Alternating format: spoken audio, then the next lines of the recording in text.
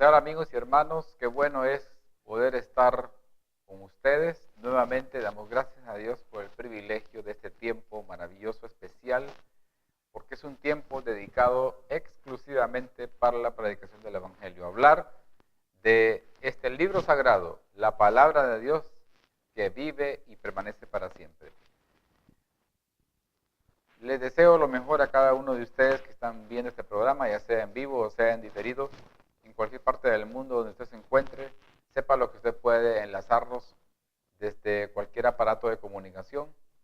Con una conexión a internet usted puede vernos y estudiar junto con nosotros un mensaje de la palabra de Dios. Les invito siempre con los enlaces, ¿verdad?, al pie de la página que estarán para que usted pueda ver desde la página web este programa, olam7.tv, y también en nuestro canal en YouTube, Olam7HD Honduras. Estamos transmitiendo desde el norte de nuestro país, en San Pedro Sula, en el corazón de América. Qué bueno es estar acá y desde luego en un momento va a aparecer el rótulo, la información escrita ahí al pie de la pantalla para que usted pueda tomar nota y estar pendiente de la programación. Como siempre, necesitamos encomendarnos a nuestro Padre para que Él nos dirija en este estudio. Oremos. Bendito Padre que estás en los cielos. Te alabamos, te glorificamos, te reconocemos como nuestro Dios y como nuestro Redentor. Gracias por el privilegio de la vida y por encontrarnos en este lugar para estudiar tu palabra. Y es imposible hacerlo sin antes pedir tu bendición de tu Santo Espíritu, que nos acompañe, que nos dirija, que nos instruya para conocer la verdad. Gracias, Señor. Te pedimos que bendigas de manera especial a cada persona que está viendo este programa, a cada familia representada. Sabemos que hay muchas personas que tienen necesidades diferentes una de la otra, ya sea por algún problema de enfermedad, problema financiero, problema familiar, personal, de trabajo, de estudio, cualquiera que sea. Inclusive lo más delicado, la parte espiritual.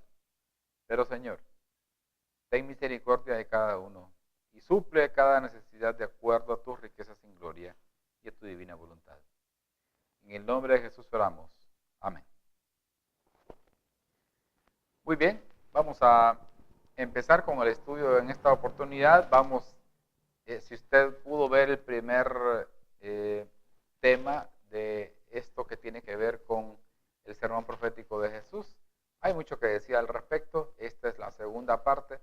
Hablamos, recapitulando en pocos minutos, en pocos segundos, lo que hablamos fue la introducción del capítulo 24 de Mateo. Estamos hablando del capítulo 24 y el capítulo 25, haciendo un bosquejo de lo que Jesús les quiso decir a los discípulos, comenzando justamente en el momento que Jesús abandona el templo de Jerusalén después de declararle los ayes a los fariseos y los escribas. Y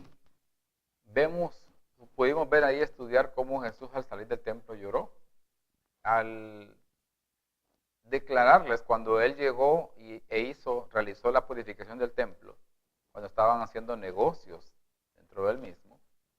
Él declaró lo que dice el profeta Isaías, que mi casa será llamada casa de oración. Pero cuando Jesús salió del templo, ya les dijo, esta no es mi casa, sino que es vuestra casa, os es dejada desierta. Y luego salió y los discípulos le enseñaban el templo.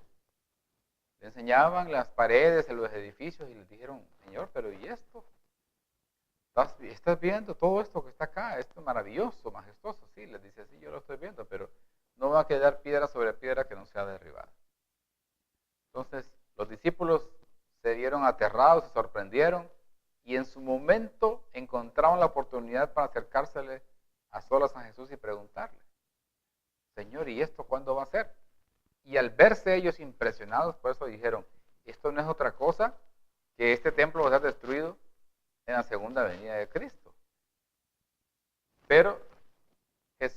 cuando describió este capítulo 24, todo lo que tiene que ver con el sermón profético que se extiende hasta el capítulo 25, lo que estaba queriendo ilustrar era, en primer lugar, la destrucción de Jerusalén en el año 70, que ocurrió tal cual y como estaba previsto.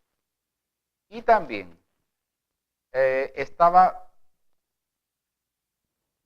describiendo lo que iba a pasar, haciendo una ilustración de lo que va a pasar justamente antes de que Él regrese por segunda vez a la tierra. Vemos cómo este capítulo es tan intenso, tan profundo, y Jesús cuando salió de ahí lloró, pero no lloró en sí por otra cosa que al ver en retrospectiva todo lo que Él estuvo queriendo hacer para que el pueblo pudiera salvarse, para que el pueblo pudiera volver a los caminos del Señor, cumplir el pacto que había prometido, y Él se había comprometido con Él mismo a poderlo guardar, a poderlo reivindicar, a poderlo llevar a la tierra prometida, a exaltarlo sobre todas las naciones. Sin embargo, el pueblo de Israel se mantuvo en constantes apostasías y se apartó de la verdad. No obedecieron la palabra del Señor, no obedecieron su voz, no cumplieron sus mandamientos, y por lo tanto una y otra vez estaban acarreando juicios, castigos, decepciones, y una y otra vez el Señor estaba recibiéndolos, hasta que llegó el tiempo cuando dijo el Señor, hasta aquí no más. Y vemos cómo, vamos a leer un poco de lo que dice la mensajera del Señor en el libro Conflicto de los Siglos, comentando precisamente esto que estamos introduciendo aquí del capítulo 24 de Mateo, donde vamos a leer un poquito al respecto, Mateo capítulo 24, y vamos a leer en el versículo 4. Versículo 4 del capítulo 24 de Mateo. Respondiendo Jesús, capítulo 24, versículo 4 de Mateo.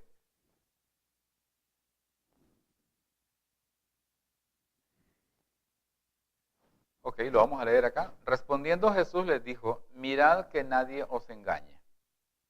Esto es lo que estaba describiendo aquí Jesús, porque los discípulos le preguntan, Señor, ¿cuándo van a hacer estas cosas? ¿Qué señal habrán de tu venida y del fin del siglo?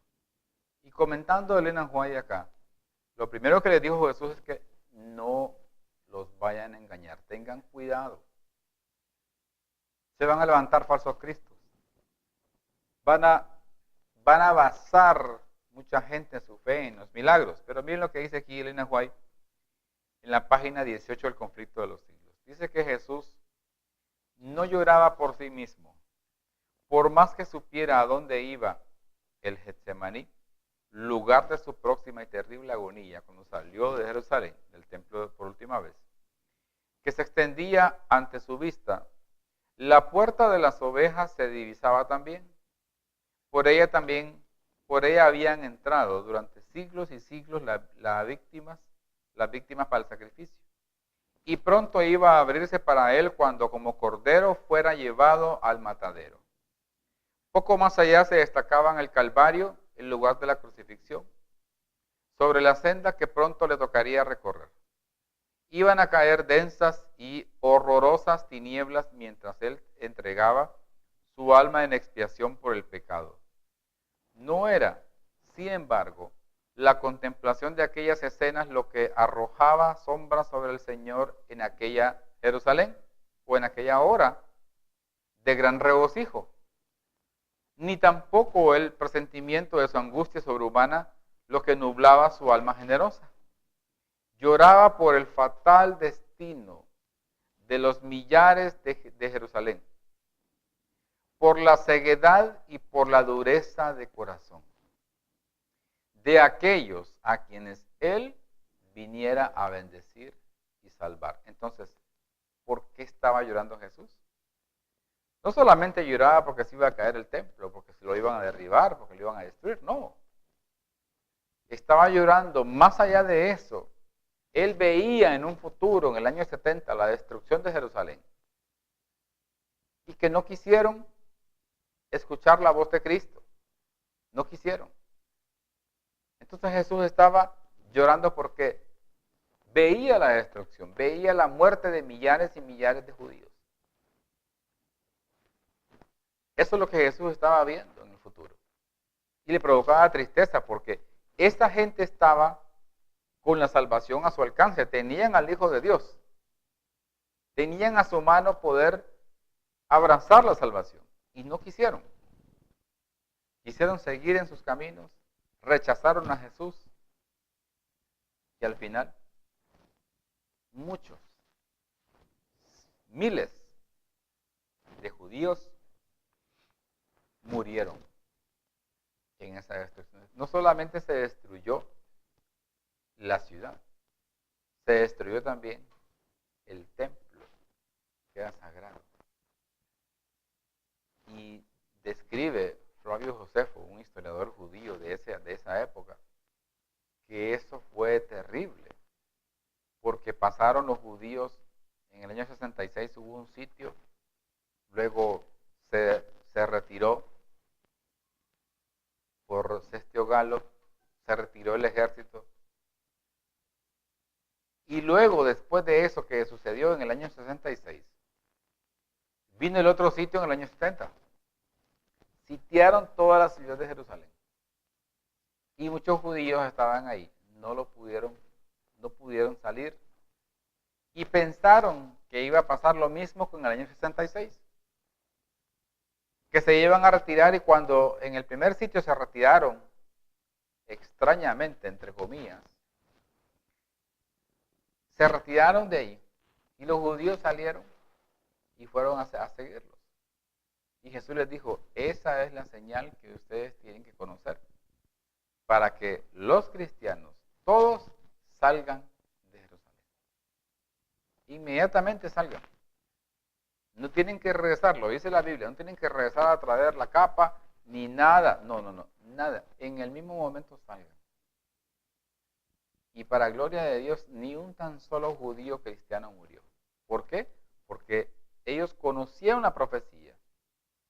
Leyeron detenidamente lo que Cristo había dicho, escucharon, pusieron atención y entendieron que la señal era la colocación de los estandartes romanos alrededor de la ciudad. Ya en el año 70, con el general Sestio Galo, que se rodeó la ciudad, ya los judíos no pudieron salir. Y pasaron sed, pasaron hambre, grandes necesidades. Donde los judíos inclusive hacían caldo, eso lo relata la historia, hacían caldo de sus sandalias que eran de cuero. Y eso hacían y tomaban los caldos, del puro cuero de las sandalias. O de cualquier otra cosa que ellos tuvieran como cuero. El burro, que era considerado por ellos como un animal inmundo, pues se veían en la necesidad de poderlo consumir. Y de una quijada se pasaba de familia en familia y hacían sopa, hacían caldo de esa quijada.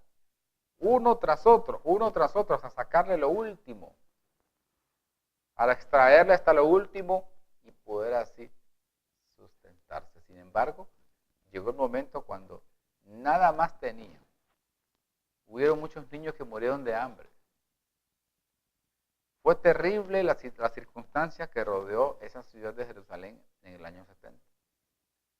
Madres que al ver que sus criaturas habían muerto, no servían para nada y optaban por comérselos. Porque era tanta, pero tanta la necesidad que había. No podían salir a ningún lado. Ya el pozo del agua se había secado, el que habían hecho cerca de la ciudad, sequías. Y ya los judíos estaban totalmente rodeados. Llegó el momento cuando el gobierno del Imperio Romano decidió atacar la ciudad de Jerusalén. La decidió atacar. Y la destruyeron.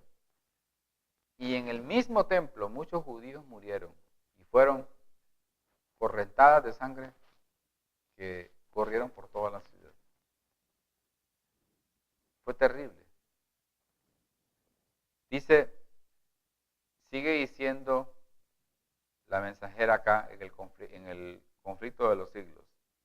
A pesar de que los hijos de Israel hacían escarnio de los mensajeros de Dios y menospreciaban sus palabras, burlándose de sus profetas, el Señor había seguido manifestándoseles como Jehová, fuerte, misericordioso y piadoso, tardo para la ira y grande en benignidad y verdad, como dice Éxodo 34:6. Y por más que le rechazaran una y otra vez de continuo, había seguido instándoles con bondad inalterable. Más grande que la amorosa compasión del Padre por su Hijo era el solícito cuidado con que Dios velaba por su pueblo, enviándole amonestaciones por mano de sus mensajeros, madrugando para enviárselas, porque tuvo compasión de su pueblo y de su morada. Y sigue diciendo, y al fin, habiendo fracasado las amonestaciones, las reprensiones y las súplicas, les envió el mejor don del cielo. Más aún, derramó todo el cielo en ese solo don. ¿Por qué dice que el cielo envió todo lo que tenía? Porque es así. Así sucedió. Mandó Dios a su propio Hijo, al unigénito, para que todo aquel que en Él cree, como dice Juan 3:16, no se pierda, mas tenga vida eterna. Todo aquel que lo pudiera ver, dijo el Padre, tal vez, así como está descrito en la parábola, tal vez si vieren a mi Hijo, tengan respeto por Él y se arrepientan. Sin embargo, esto nunca sucedió. Dice aquí, durante 3 años, el Señor de la luz y de la gloria estuvo yendo y viniendo entre su pueblo.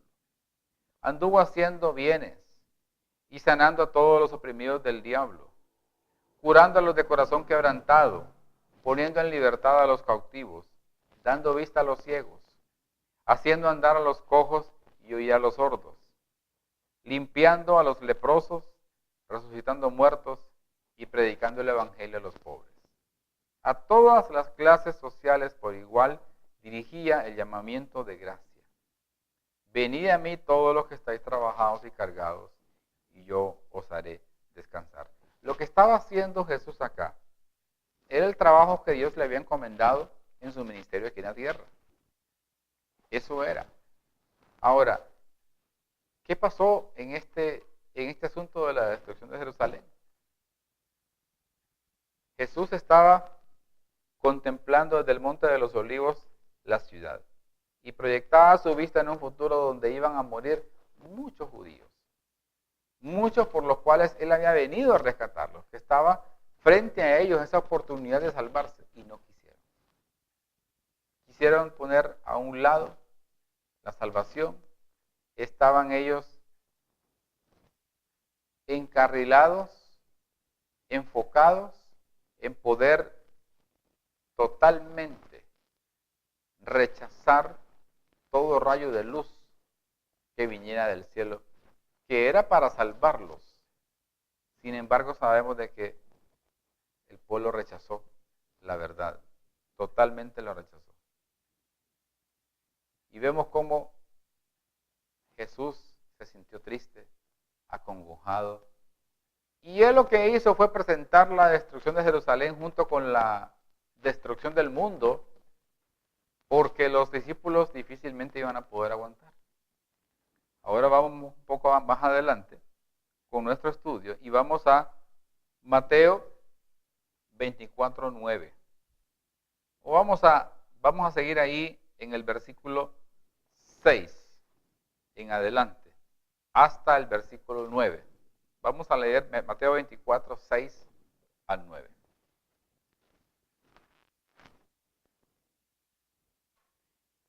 Y oiréis de guerras y rumores de guerra. Mirad que nadie, o mirad que no os turbéis, porque es necesario que todo esto acontezca, pero aún no es el fin. Porque se levantarán nación contra nación y reino contra reino. Y habrá pestes y hambres y terremotos en diferentes lugares. Versículo 8, y todo esto será principio de dolores. Y luego el versículo 9 dice,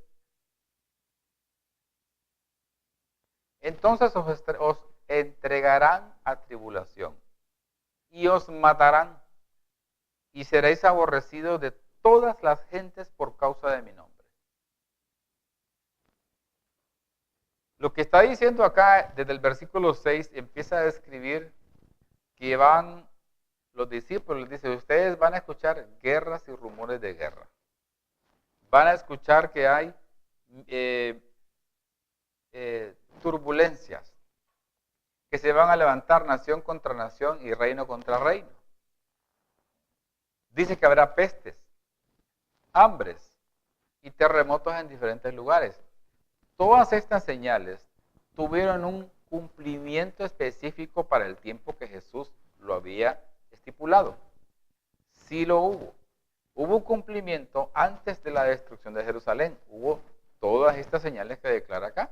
Hubo pestes, enfermedades, hubo hambres, terremotos, nación contra nación, reino contra reino. Había muchos tumultos y posibilidades de que la gente pudiera estar peleando en los reinos, naciones. Sí los hubo. Se levantaban contra el imperio romano. Sí se cumplió. Pero dice el versículo 8 que todo eso será principio de dolores. Y ya luego dice, entonces os entregarán a tribulación y os matarán. Y seréis aborrecidos de todas las gentes por causa de mi nombre. A los discípulos les pasó o no les pasó la persecución, que los azotaron, que los encarcelaron. Hubieron muchos encarcelados. Al final, todos los discípulos murieron, comenzando hablando de los 12, desde Jacobo, que fue el primero que murió, hasta el último que fue Juan. Así que vemos cómo acá la profecía de Jesús está cumpliendo al pie de la letra. No tenemos nosotros por qué dudar de ese cumplimiento. Y veamos ahora lo que dice Apocalipsis 13, 11 al 17. Haciendo una relación con el último versículo que leímos, que fue el 9, donde dice, entonces os entregarán a tribulación y os matarán. Y seréis aborrecidos de toda la gente por causa de mi nombre. Está hablando de persecución del cristianismo. Ahora, ¿qué dice Apocalipsis 13, 11 al 17? ¿Cómo podemos nosotros hacer este paralelo? Este paralelo lo vamos a ver y dice aquí Apocalipsis 13, 11 al 17. Después vi otra bestia que subía de la tierra y tenía 2 cuernos semejantes a los de un cordero, pero hablaba como dragón.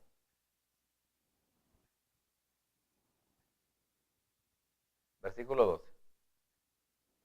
Y ejerce toda la autoridad de la primera bestia en presencia de ella, y hace que la tierra y los moradores de ella adoren a la primera bestia, cuya herida mortal fue sanada. También hace grandes señales, de tal manera que aún hace descender fuego del cielo a la tierra delante de los hombres. Y engaña a los moradores de la tierra con las señales que se le ha permitido hacer en presencia de la bestia, mandando a los moradores de la tierra que le hagan imagen a la bestia que tiene la...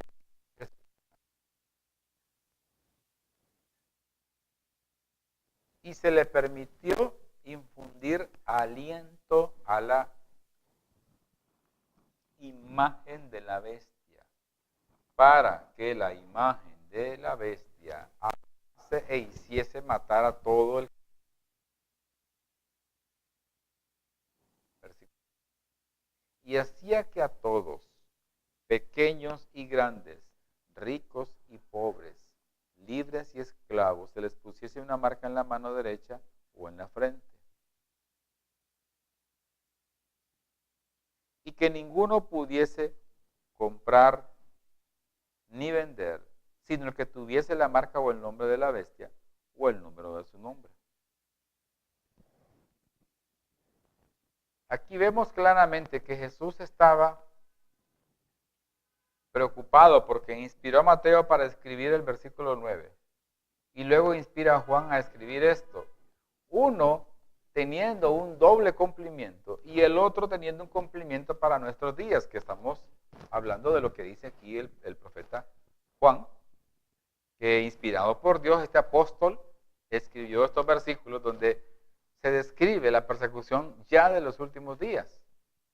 Todo lo que va a pasar, el riesgo que hay de que en su momento, y eso es latente, eso es inminente, todos vamos a pasar por ese momento, si es que Dios no nos ha llamado al descanso antes, y si somos fieles, de ser perseguidos, de que nuestros derechos se vuelvan lacerados por predicar la verdad, por no aceptar mandamientos de hombres.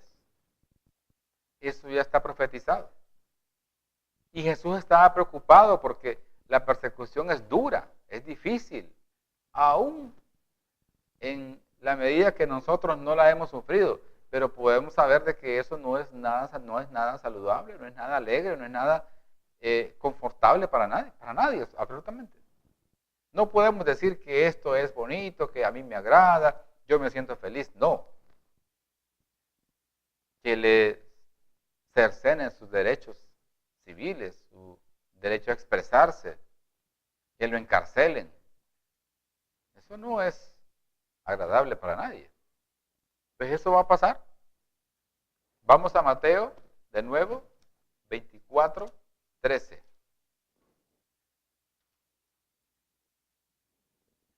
Tenemos que encontrar la clave de cómo superar esto. 24:13 dice: mas el que persevere hasta el fin, este será salvo. ¿Cuál es la persona que va a ser salva? El que persevere hasta el fin. Esto, amigos y hermanos, esto no es una carrera de 100 metros planos. Una carrera de 100 metros planos es corta, los corredores están listos y cuando dan la señal para salir y salen en veloz carrera, están desesperados, no miran para ningún lado hasta que se define quién gana la carrera. Esto es como una maratón. La gente sale del punto de partida y están no a gran velocidad, sino que de una manera persistente, continua. Van avanzando, avanzando, avanzando. Es un recorrido largo. En el camino algunos caen, se tropiezan, tienen desgarres, tienen debilidad, se desmayan. Y otros siguen. Unos caen antes, otros caen después. Pero al final un pequeño grupo de la maratón termina toda la carrera. Y llega a la meta. Por eso, ilustrando un asunto como esto, Pablo dice: yo me olvido de todo lo que está atrás y prosigo a la meta. Proseguir es a pesar de las dificultades, las vicisitudes, las luchas. El camino del cristiano no es nada fácil, es complicado. Hablo del verdadero, ¿verdad? El que se quiera acomodar a lo del mundo, tener un pie aquí y otro pie del otro lado, bueno, ese no va a tener mayor dificultad. Pero el que quiere realmente obedecer 100% a Dios va a tener problemas. Quiero leer un versículo que está relacionado con esto que estamos hablando. Segunda de Timoteo 3:12. Segunda de Timoteo 3:12.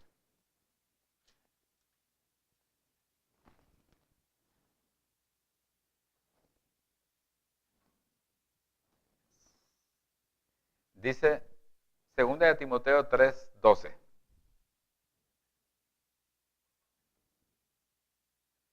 Y también todos los que quieren vivir piadosamente en Cristo Jesús, ¿qué va a pasar?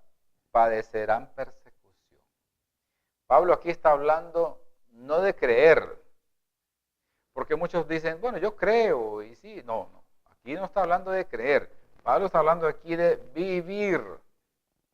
El que quiera vivir piadosamente en Cristo Jesús, una vida en obediencia, temerosa de Dios, esas personas, como resultado, dice Pablo ahí, de su conducta, van a padecer persecución. Es un resultado automático. Eso es lo que está diciendo acá el apóstol. ¿Qué dice acá entonces? Vamos a leer de nuevo y cómo tenemos nosotros cómo Jesús nos ilustra de la forma como nosotros podemos estar protegidos para los engaños del tiempo del fin. Vamos a Mateo, capítulo 7, versículos del 24 al 27.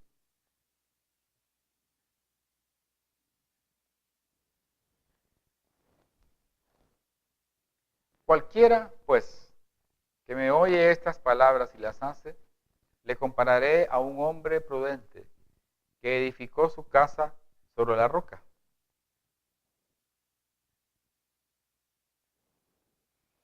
Descendió lluvia y vinieron ríos y soplaron vientos y golpearon contra aquella casa y no cayó, porque estaba fundada sobre la roca. Pero cualquiera que me oye estas palabras y no las hace, miren aquí está utilizando el mismo término Jesús. Cualquiera que me oye estas palabras y no las hace, no está hablando de que no las cree, dice que no las hace. Le compararé a un hombre insensato que edificó su casa sobre la arena.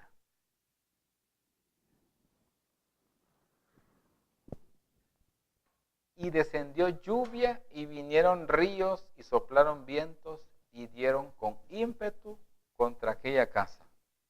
Y cayó y fue grande su ruina. Dice aquí que hay dos personas hablando de lo que va a pasar en los últimos días, donde solamente van a haber dos grupos. No van a haber tres, no van a haber cuatro, solo dos.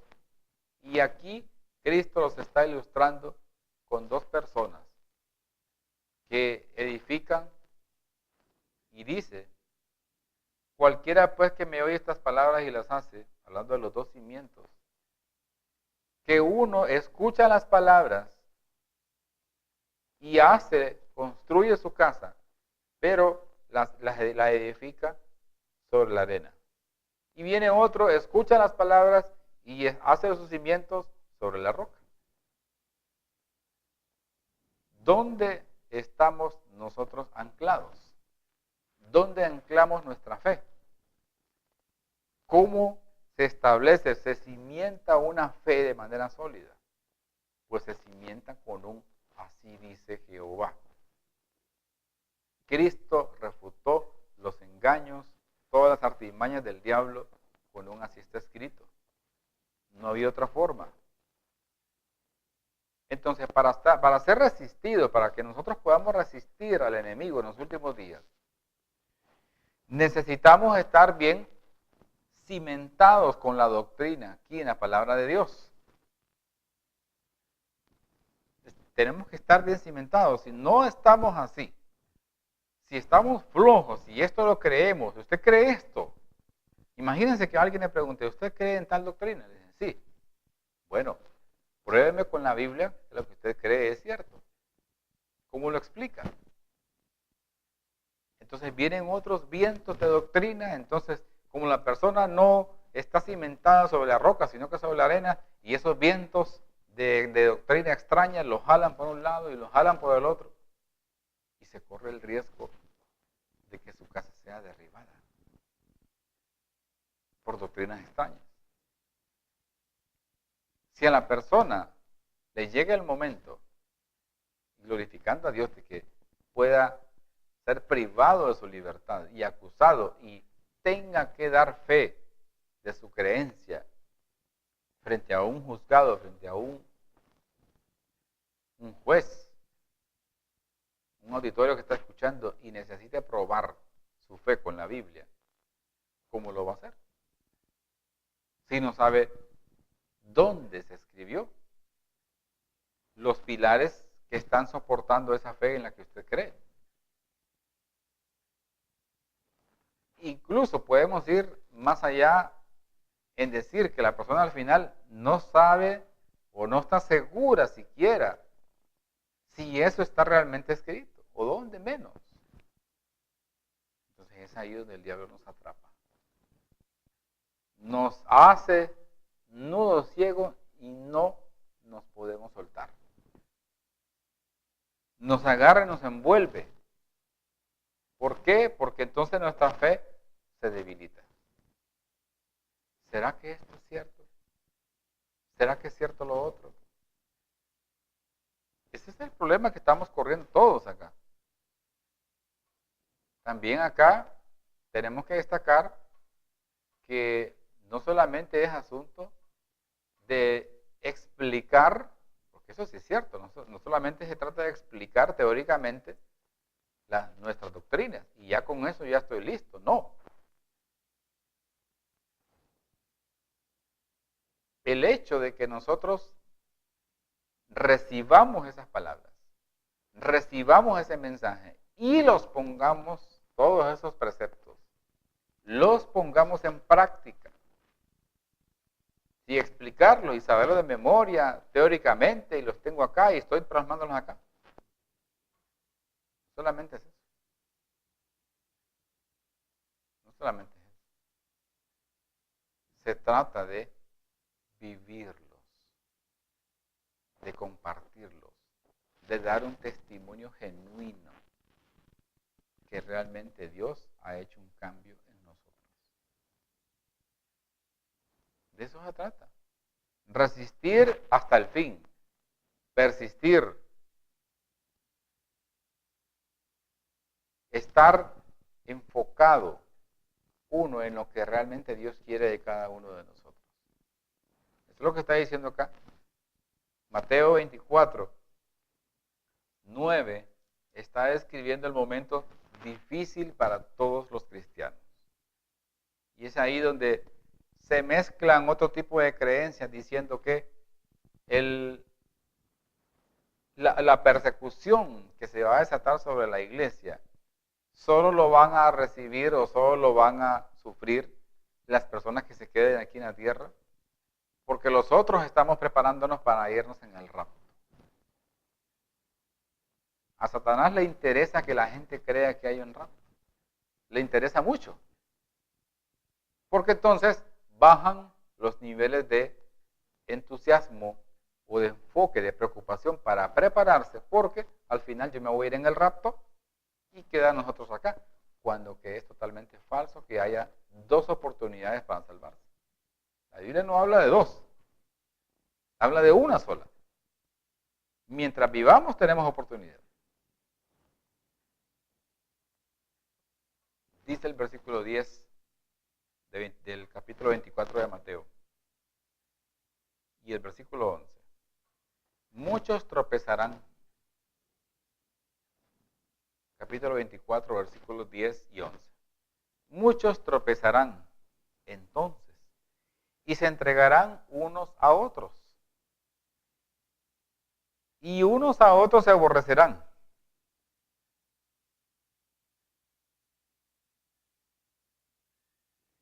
Versículo 11. Y muchos falsos profetas se levantarán y engañarán a muchos. ¿Se van a levantar falsos profetas? ¿Dice ahí la Biblia? ¿Sí? ¿Y van a engañar a muchos? Claro que sí. Si hay falsos profetas, quiere decir que van a haber verdaderos. ¿No cree usted? Por lógica, ¿verdad? Dice que muchos van a tropezar entonces y se entregarán unos a otros y unos a otros se aborrecerán. Dice luego en el versículo 12, y por haberse multiplicado la maldad del amor de muchos se va a enfriar. Por haberse multiplicado la maldad, el amor de muchos se enfriará. Es una profecía que se está cumpliendo al pie de la letra.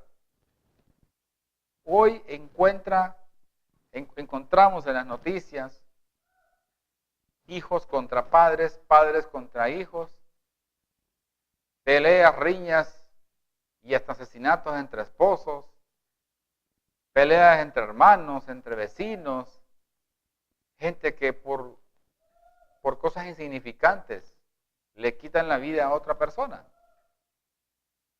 La indiferencia está marcando mucho hoy en nuestra sociedad.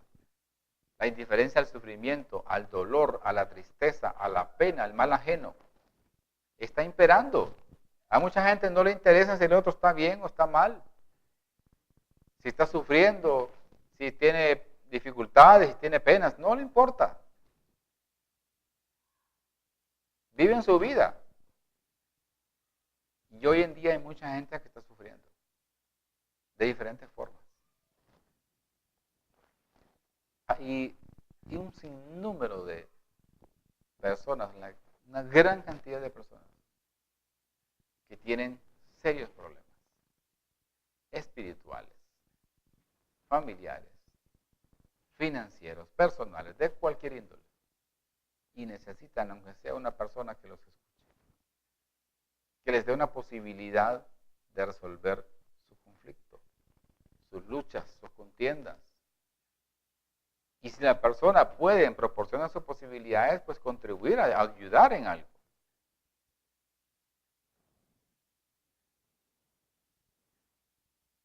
Amigos y hermanos, Jesús está escribiendo en este capítulo 24 todas las señales que se van a cumplir justamente antes de que Él regrese en gloria y majestad. Todas las señales. Nos está diciendo que lo que pasó para los días de la destrucción de Jerusalén en el año 70 se va a repetir nuevamente.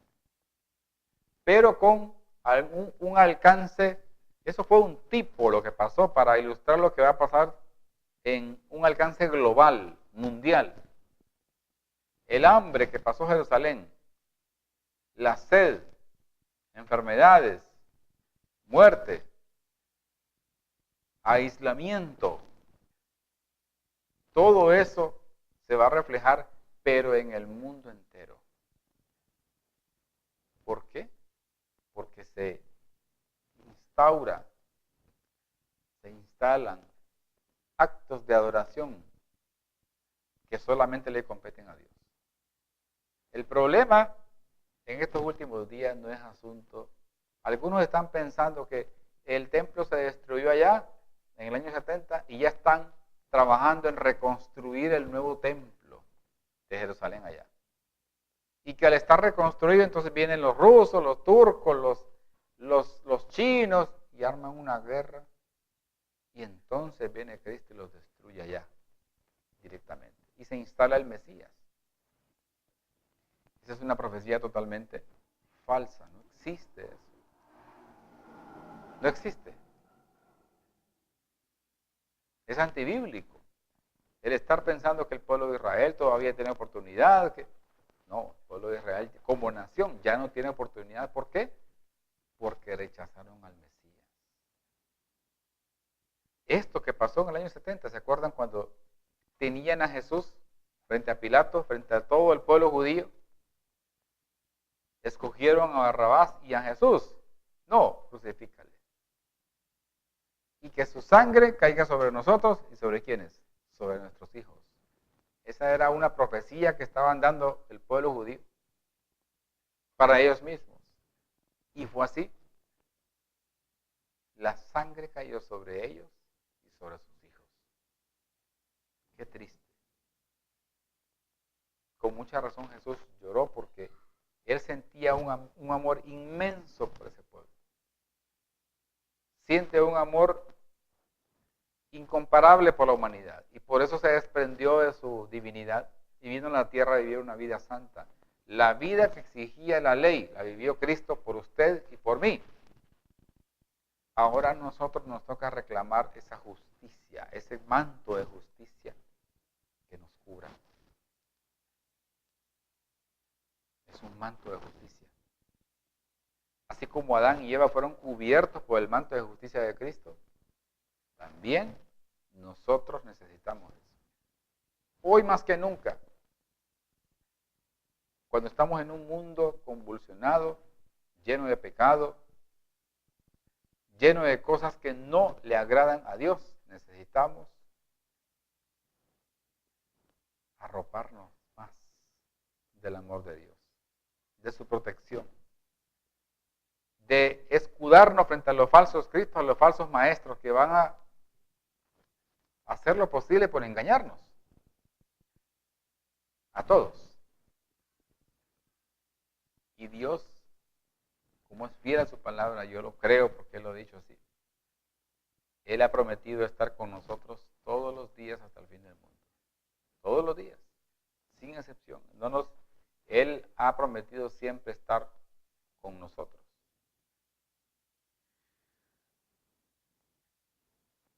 Sigamos adelante aquí en nuestro estudio. Quiero leer otra porción del Espíritu de Profecía.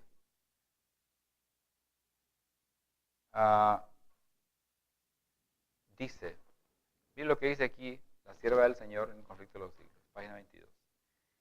Cristo vio en Jerusalén un símbolo del mundo endurecido en la incredulidad y rebelión que corría presuroso a recibir el pago de la justicia de Dios. Cristo vio aquí en Jerusalén, dice, un símbolo del mundo endurecido. ¿Cuál mundo? Esta generación que estamos viviendo. Los lamentos de una raza caída oprimían el alma del Señor y le hicieron prorrumpir en esas expresiones de dolor. A Él le dolía ver toda esa generación. Vio además las profundas huellas del pecado marcadas por la miseria humana con lágrimas y sangre. Su tierno corazón se conmovió de compasión infinita por las víctimas de los padecimientos y aflicciones de la tierra. Anheló salvarlos a todos, pero ni aún su mano podía desviar la corriente del dolor humano que del pecado dimana. Pocos buscarían la única fuente de salud. Él estaba dispuesto a derramar su misma alma hasta la muerte y poner así la salvación al alcance de todos. Pero muy pocos iban a acudir a Él para tener vida eterna. Él sabía que no todos iban a arrepentir. Sin embargo, Él no escatimó. Y dijo, no, yo tengo que seguir con esto.